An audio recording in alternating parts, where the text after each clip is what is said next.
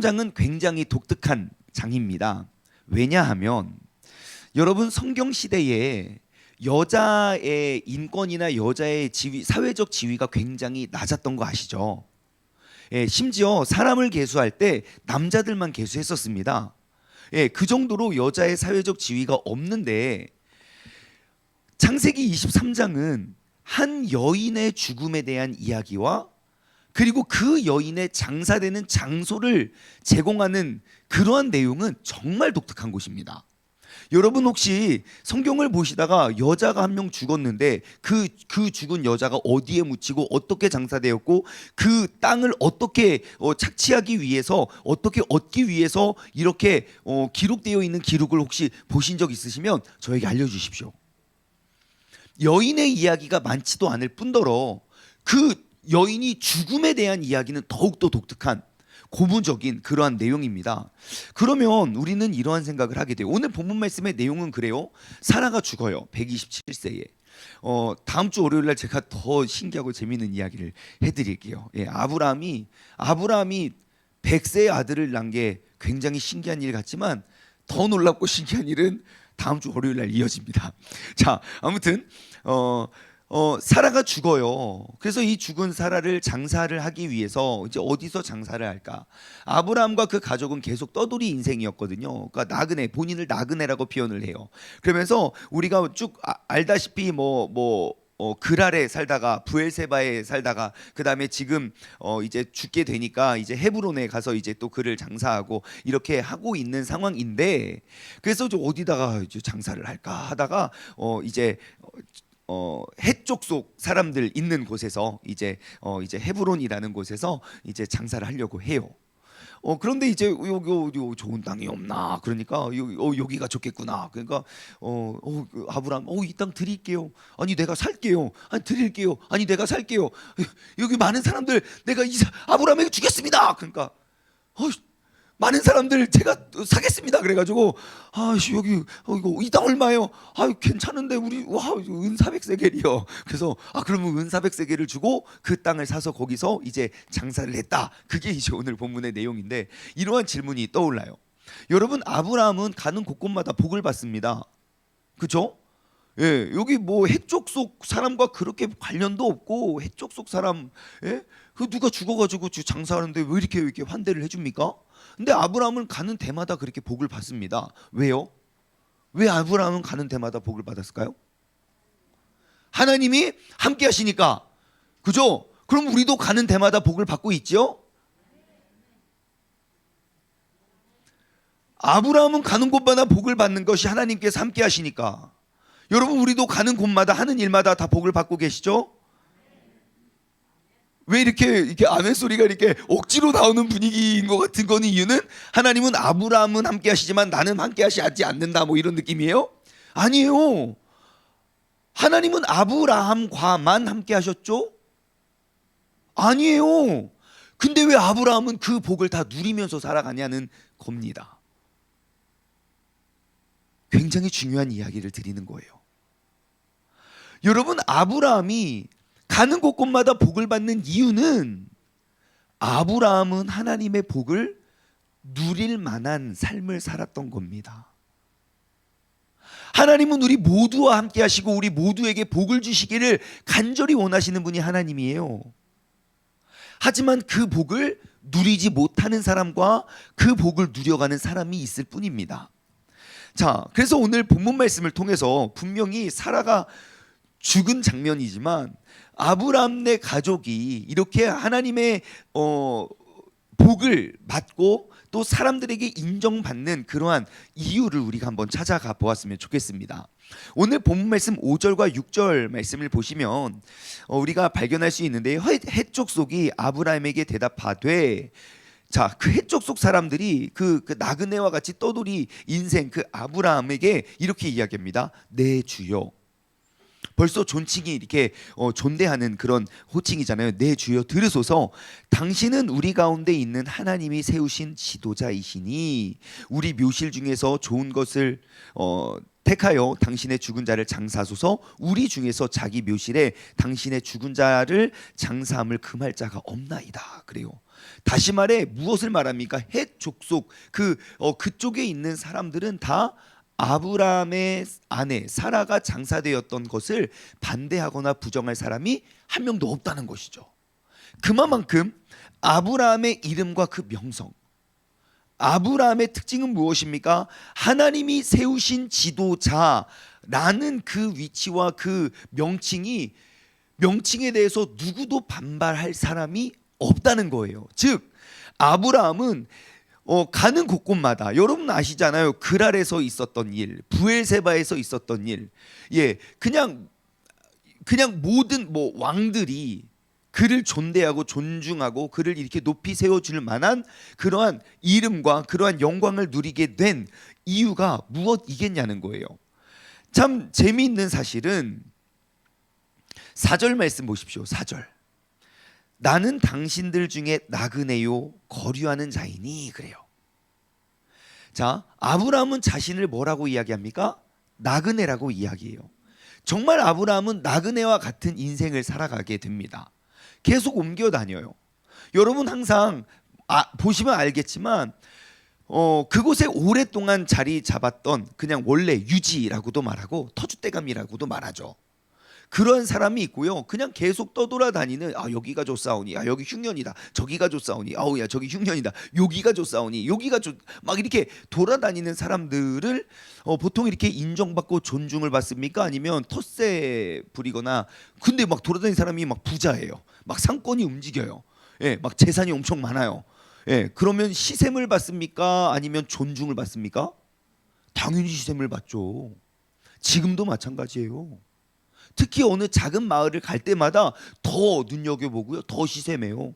어디서 돈 좀 있다고 큰 소리 뻥뻥 치냐고. 그때나 지금이나 변화가 없을 것이고 그때는 더 심했을 거예요. 근데 이상해요. 아브라함은 분명히 나그네 인생을 사는데 그 사람들에게 존중과 존경을 받아요. 무엇이 아브라함을 그렇게 만들었나? 두 가지를 오늘 말씀을 통해서 발견해 보길 원합니다. 첫 번째, 아브라함은요 겸손한 사람이었습니다. 겸손한 사람. 우리가 방금 4절에 읽어보았는데 한번 보십시오. 나는 당신들 중에서 나그네요 거류하는 자이니 당신들 중에서 내게 매장할 소유지를 주어 내가 나의 죽은 자를 내 앞에서 걷어 장사하게 하시오. 그렇게 당부하고 부탁합니다. 내가 뭐 좀 있다고 의시되면서 여기 제일 좋은 땅이 어디요? 내가 그 땅에 값을 두둑히 주리이다 라는 자세가 아니었어요. 아브라함이 그 동네에 있는 해쪽 속 사람들이 다 알아요. 저 사람은 하나님이 세워준 사람이라고. 그 당시 블레셋의 왕이었던 아비멜렉도 알았어요. 그 사람은 하나님께서 함께 하시는 자라고. 그가 거하는 곳곳마다 그는 항상 겸손한 모습과 겸손한 자세로 주변 사람들을 섬겼다는 거예요. 오늘 본문 말씀 7절에서 7절과 그리고 12절에 나오는 아주 독특한 표현이 나와요. 7절, 아브라함이 갑자기 일어나서, 그러니까 6절 아까 우리가 읽었잖아요. 이 동네에 당신이 이제 원하고 택하는 그 땅을 이제 부정할 사람이 없습니다. 원하는데 그냥 다 장사하세요라고 말하니까 갑자기 7절 아브라함이 일어나서 그 땅 주민 헷 족속을 향하여 뭐 합니까? 몸을 굽혀요. 그리고 또 대화 중에 이 땅 하세요. 아니요 괜찮아요. 우리가 돈 주고 살게요. 아니요 괜찮아요. 그렇게 옥신각신하고 있는데 12절 아브라함이 이에 그 땅의 백성들 앞에서 몸을 굽히고 항상 어디에 가서 무엇을 하든지 그는 스스로를 낮추고 몸을 굽혔던 삶을 살아갔다는 거예요. 더 대단한 건 아브라함은 모두가 인정하고 알고 있는 높은 위치에 있고 또 많은 부를 누리고 있음에도 불구하고 내게 주어진 것, 가진 것 가지고 의시되고 군림하지 아니하고 내가 가지면 가질수록 더욱더 낮아지고 엎드렸다는 거예요. 여러분, 우리 그리스도인들은 진정한 겸손을 누릴 줄 아는 사람이 되어야 할 줄 믿습니다. 아브라함은 겸손했어요. 그것이 그를 더욱더 인정받고 또 더욱더 크게 쓰임 받는 그러한 사람의 모습이었다는 거예요. 근데 여러분 신약 성경에 넘어와서 정말 태어남부터 겸손이 막 묻어서 태어났던 사람이 있지요. 겸손의 왕 누굽니까? 예수님이시죠. 예수님은 나면서부터 돌아가실 때까지 항상 그 겸손의 자세와 모습으로 살아가셨다는 거예요. 여러분, 그래서 제가 생각해 봤어요. 겸손이 과연 무엇일까? 겸손은요, 정말 낮은 곳에서 낮아지는 것이 아니라 높아지면 높아질수록 더욱더 작아지고 낮아지는 것이 겸손인 것 같아요. 우리 그리스도인들은 예수님께서 겸손의 왕이신 이유는 정말 가난해서 마구간에 태어났다면 그것은 겸손이 될 수 없죠. 하지만 하늘의 영광과 그 하늘의 모든 보좌를 지고 계신 분이고 세상을 이길 권세와 능력을 가지고 계신 분이 그렇게 작고 연약한 모습으로 오신 그 자체가 겸손이잖아요. 여러분 겸손하시기 바랍니다. 이 말의 동의어는 무엇입니까? 여러분 더욱더 세상에서 인정받고 더욱더 세상에서 크게 복을 누리며 살아갈 수 있는 사람이 되는 것이겠지요. 하지만 내가 세상에서 많은 것 얻어서 세상을 군림하는 것이 아니라 얻으면 얻을수록 더욱더 그들 앞에서 몸을 굽히고 하나님께서 주신 그 복을 우리가 겸손으로 누릴 수 있는 그러한 믿음의 사람 되기를 주님의 이름으로 간절히 소망합니다. 오늘날 크리스찬의 모습은 더욱더 겸손해야 됩니다. 더욱더 높은 것, 더욱더 큰 것, 더욱더 귀한 것, 그것들을 누려야 된다는 거예요. 그 말은 우리가 그런 걸 누리면 누릴수록 내게 복을 주시는 그 복을 바라보면서 우리가 교만하거나 우쭐대는 것이 아니라 복 주시는 하나님께 시선이 고정되었을 때에야 우리는 비로소 겸손해질 수 있는 것입니다. 하지만 오늘날 한국 교회를 보면 겸손의 모습을 잃어버린 것 같아요. 서로들 자랑하려고 하고요. 서로들 의시되려고 하고요. 분명히 하나님께서 복을 주신 것 같긴 한데 그 복을 누리는 방법이 조금 잘못된 것 같아요. 오늘 이 아침에 오늘 이 새벽에 광야길을 걸을 때 주님께서 우리에게 이끄시는 그 발걸음 우리가 더욱더 겸손한 자가 겸손한 삶이 되기를 소망합니다. 우리 옆 사람에게 인사할까요? 진짜 겸손한 자가 됩시다. 시작. 네, 진짜 겸손한 사람이 됩시다. 그 말은 진짜 우리가 하나님께서 내게 복을 안 잊을 수 없는 그 복을 우리가 마음껏 누리면서 더욱더 겸손한 자로 섬겼으면 좋겠어요. 아브라함이 이렇게 또 인정을 받았던 두 번째 특징은요, 바로 대가를 지불했던 삶을 살았기 때문입니다. 대가를 지불하는 삶. 오늘 본문 말씀 9절 말씀에 봐도요, 그가 그의 반머리에 있는 그의 막벨라 굴을 내게 주도록 하되 충분한 대가를 받고 그 굴을 내게 주어 당신들 중에서 매장할 소유지가 되게 하기를 원합니다. 그래요. 내가 충분한 대가를 지불하겠습니다. 그러니까 아닙니다 그래요. 그래서 11절부터 13절의 말씀을 보면 이렇게 이야기해요. 내 주여, 또 내 주여요 그러죠. 그리 마시고 내 말을 들으소서. 내가 그 밭을 당신에게 그냥 드리겠습니다. 그 속의 굴도 내가 당신에게 드리겠습니다. 내가 내 동족들 앞에서 당신에게 드리오니 당신들의 죽은 자를 장사하소서라고 그 모든 족속들 앞에서 당대하게 이야기하거든요. 그러니까 아브라함이 그 땅의 백성들 앞에 다시 한번 몸을 굽히고 그 땅의 백성들이 듣는 데서 에브론에게 말하여 이르되 당신이 합당히 여기면 청하건대 내 말을 들으십시오. 내가 그 밭의 값을 당신에게 주리니 당신은 내게서 받으시고 내가 나의 죽은 자를 거기서 장사하게 하소서. 그래요. 그리고 정말 그 땅에 그 은 400세겔을 지불을 합니다. 은 400세겔이 얼마인지 모르겠지요. 예, 근데 여기 밑에 보니까 세겔, 유대에서 쓰던 화폐 단위인데 밑에 도움말이 나와요. 1세겔은 11.42g으로 은 400세겔은 약 4.5kg의 은입니다. 근데 그 400세겔이 얼마인지 모르죠. 제가 이제 참고 자료를 찾아보니까요, 당시에 그냥 노동자의 연봉이 은 10세겔이었대요. 그러니 400세겔은 한 40명 정도의 연봉이었던 것 같아요. 굉장히 적은 돈이 아니죠. 근데 그 돈을 지불해서 그 땅을 사서 아내를 장사를 했대요. 자, 그런데 아브라함이 이렇게 존경을 받았던 이유 가운데 하나는 오늘 본문 말씀에서 찾을 수 있는 이유는 대가를 지불했다는 거예요. 여러분, 오늘날 우리가 하나님의 이름 그리고 하나님의 그러한 특권, 은혜라고 생각을 해서 얼마나 그리스도인들이 공짜를 좋아하는지 모르겠어요. 정말 그리스도인들 진짜 짜요. 소금이 되라고 해서 짠가? 아우, 그 짠 게 아닌데 진짜 짜요. 여러분들 아시죠? 어떻게 해서든지 좀 거저 얻으려고, 거저 베푸는 것이 겸손인데 그냥 거저 얻으려고만 해요. 어떻게 해서든지. 아우, 뭐 더 이상 뭐 이게 뭐 할 말이 없네요. 여러분, 우리가 그냥 이 지혜를 얻어서 우리가 베푸는 자가 되었으면 좋겠습니다. 베푸는 것은요, 많은 것이 있어야 베푸는 것이 아닙니다.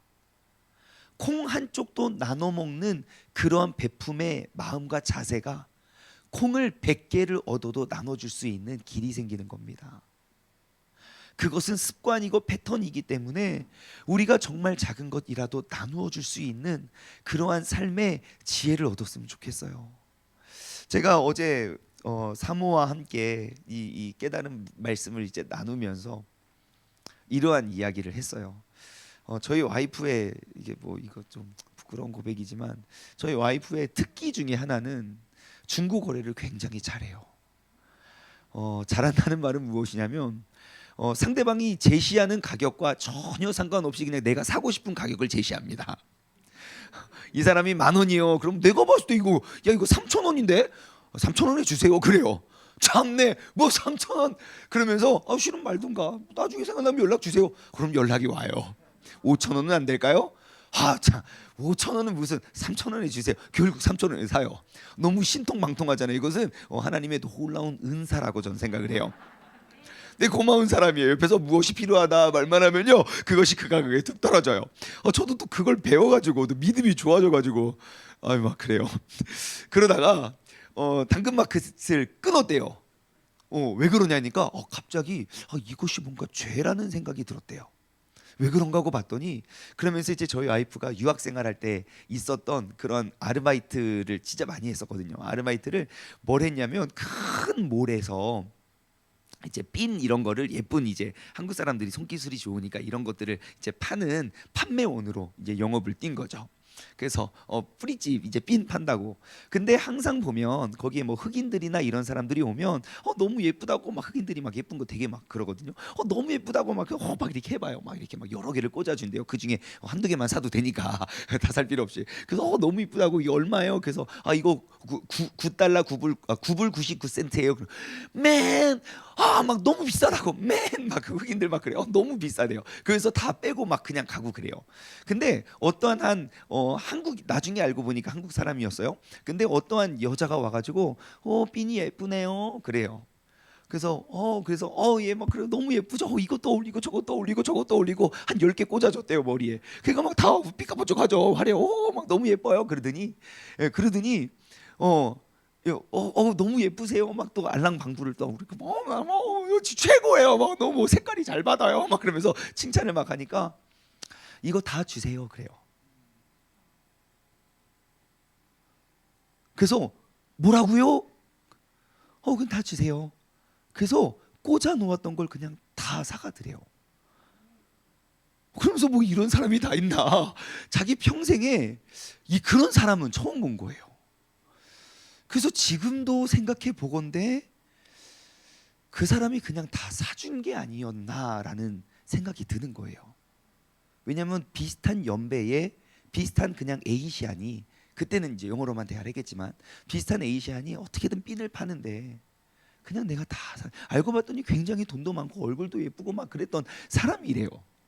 그래도 근데 그것이 마음에 계속 담겨지는 거예요. 우리 그리스도인들이 그랬으면 좋겠어요. 정말 그런 것 같아요. 시장에서는 그 100원 200원 깎겠다고 그렇게 싸우고 백화점에서는 세일 안 합니다. 그래도 주세요. 우리는 그래요. 강자한텐 강하고 약자한텐 약해요. 아니요. 우리가 베풀어야 할 곳, 베풀어야 할 사람들에게 베푸는 삶의 주인공 되었으면 좋겠어요. 생각해 보세요. 이 새벽에 예배드리는 많은 분들이 우리가 그 작고 낮은 자를 섬기면서 베푸는 삶을 산다면, 또한 우리가 정말 하나님께서 복 주시는 대로 그것을 더욱더 낮은 겸손의 모습으로 살아간다면, 여러분, 우리 주변의 사람들은 우리를 어찌 그냥 이렇게 무시만 하고 욕만 할 수 있겠습니까? 여러분, 이 땅을 지혜롭게 살아갈 수 있는 아브라함과 같이 존경과 인정을 받을 수 있는 우리 모두가 되기를 주님의 이름으로 축원합니다. 기도하겠습니다. 하나님 아버지, 감사합니다. 오늘 이 새벽에도 주님께서 우리의 발걸음을 인도하여 주시고, 또 현장에서 그리고 영상으로 나의 삶의 광야길을 걸으며 아버지 하나님께서 베풀어 주신, 또 오늘도 우리에게 내려주실 그 만나를, 그 말씀의 만나를 사모함으로 나아가게 하여 주심에 감사합니다.